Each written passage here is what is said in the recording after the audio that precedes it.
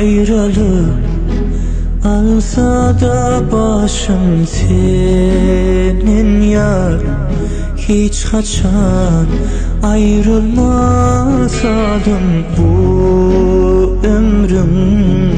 Her günü söyürün canım senden, başkasıyla bağlanmasadım. Ölürüne zerreten dert var, hasret var. Çeken dertlerimi bana bir yarım. Sana sevgi buldum, hem de buldum ben. Kaygı gamlarımı bana bir yarım. Başıma buysuncum, elim kuvunçum, yerim tuturken sen yekerim. Derdime terim, derdime bilerken. Oh, oh, oh, oh,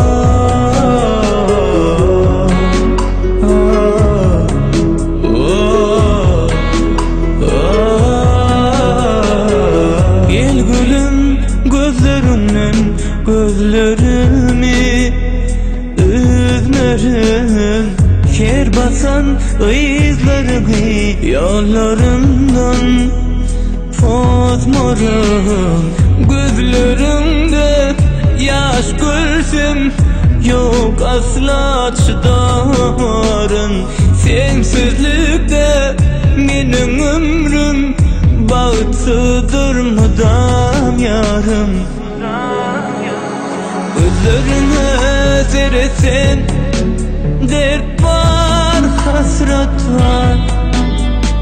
Çeken dertlerimi bana bir yarım. Sana sevgi buldum, hem de buldum ben. Kaygı gamlarımı bana bir yarım. Başıma buysuncum, elim kuvunçum, yerim tuturken sen yekerim. Derdime terim, derdime bilerken.